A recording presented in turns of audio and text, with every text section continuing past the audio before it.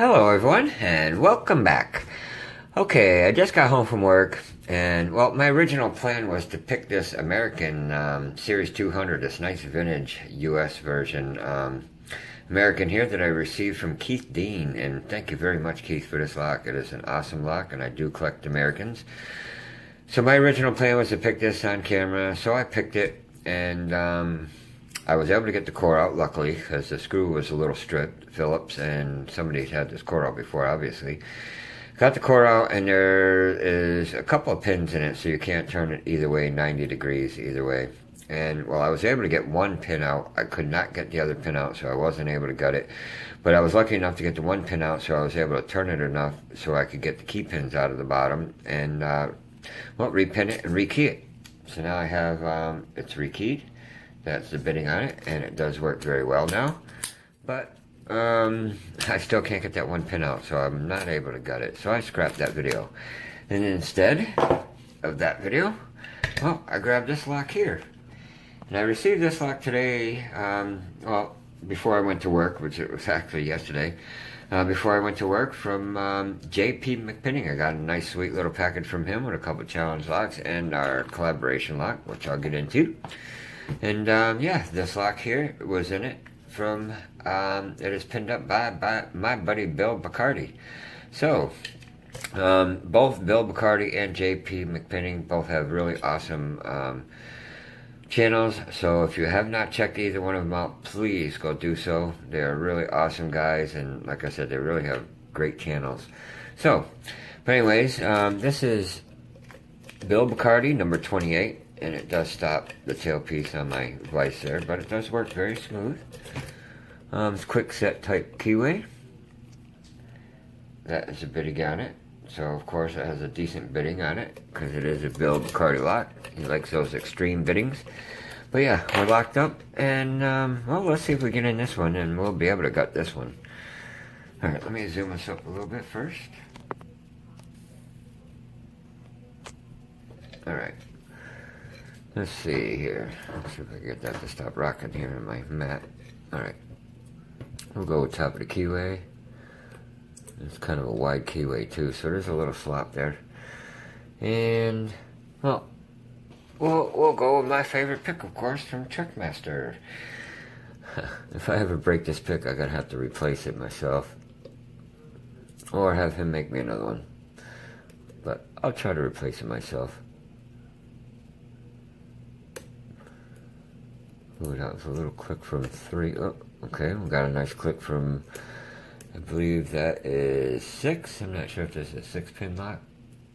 I think it is, though. I think that was pin 6. Didn't really count the bitting on the key.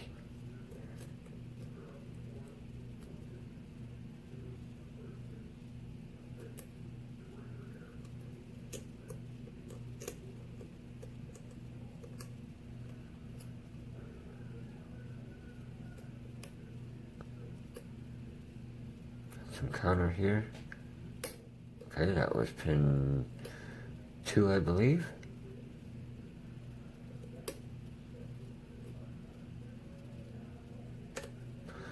Okay, I just rubbed across pin 5.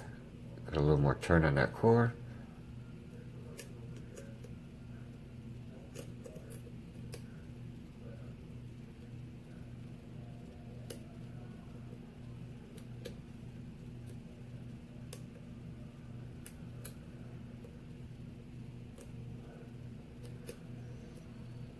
I'm getting some counter here on 1.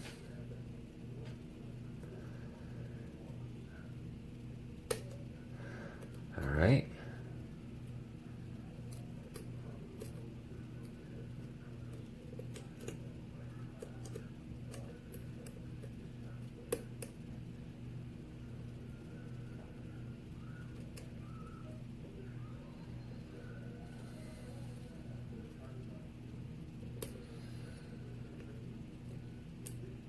Counter here off of 4.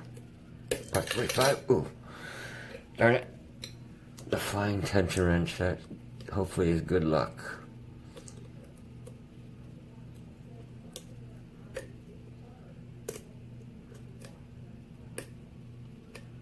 believe I might have overset something too at the same time.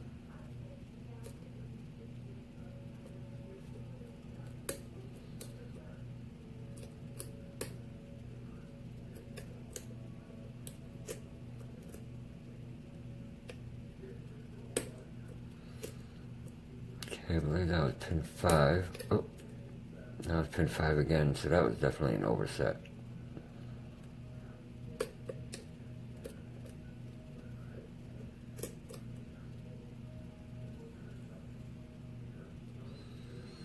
Yeah, I believe I lost some when that tension wrench came flying out.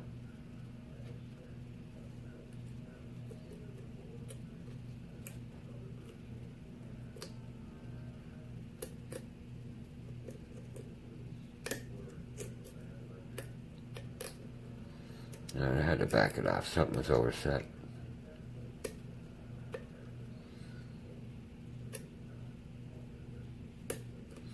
And that was a little click off of 3.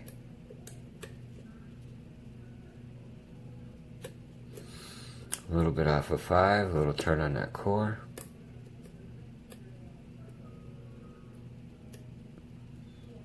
Some counter right here. Very tiny click, that was off pin 3. Again, counter on 1. Okay.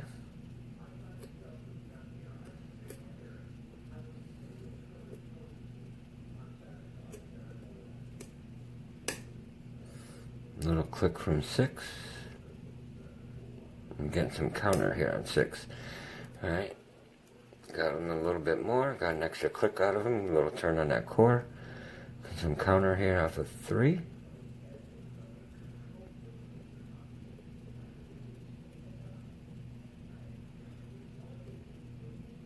Come on. Alright. Lost that false set a bit.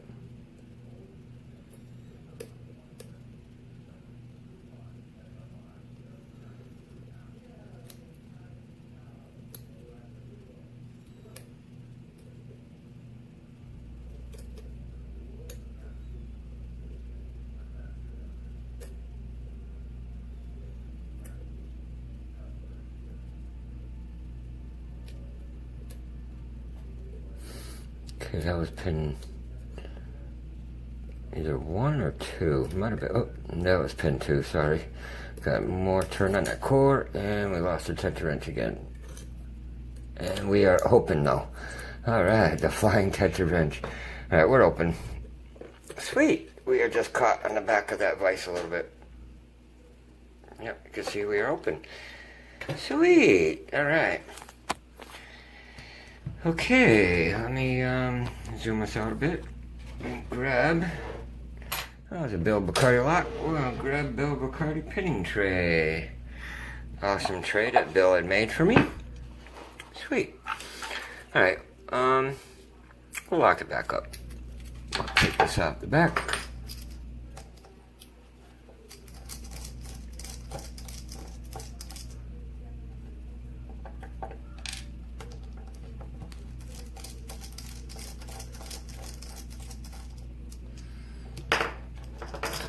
Yeah, that was a fun lock. There was a lot of feedback in there. Okay.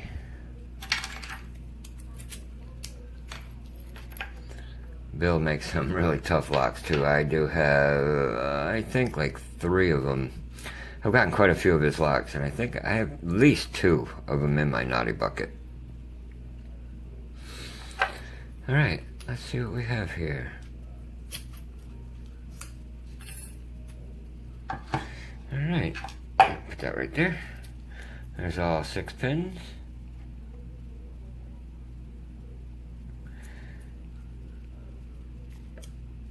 And they're all in there working. And I don't know if that's a construction hole or... No, I don't think it's a construction hole. But we know we don't have a T-pin in 3 anyways in the Bible. But yeah, they all needed to be picked. Alright, let's see here. Let me bring this down a little bit more. Okay, we'll start here. One is a nice little spool. Oh boy, 2 is a seriously serrated. Lots of serration. A very deep spool on 3. Another deep spool on 4. Another spool on 5. And a double spool type, barrel pin type on 6. Alright. And it doesn't look like he's done anything to the core here. It's got that flat top core too, which makes it a little bit easier on the picking. Alright, but let's see what he has up here. This is where all the magic usually is.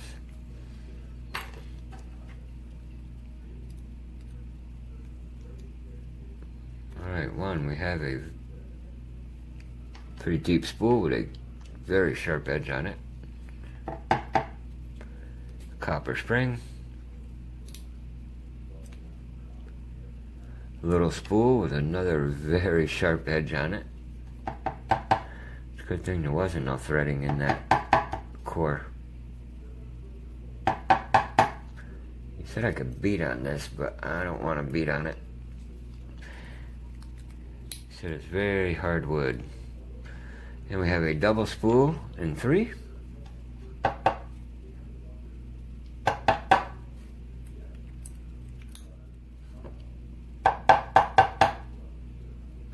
Spring that doesn't want to come out. Alright, we'll go after that one. After,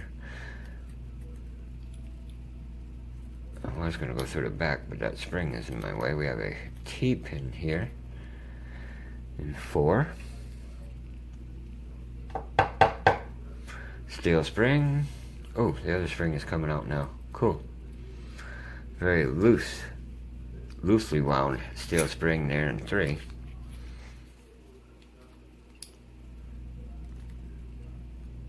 Double spool in 6. Steel spring. And last but not least, looks like a commercial spool. Yeah, we have a commercial spool in 5. And a tiny little copper spring. Very, very thin. Alright, let's see. Let me see if I could see with this. Alright, I like this little thing. This is something Jp McPinning sent me today too. This is really awesome. I can see inside my locks, and I could use it for a nice little flashlight. And I don't see anything done in the Bible. Alright, sweet. Okay, let's have a look at these pins, guys.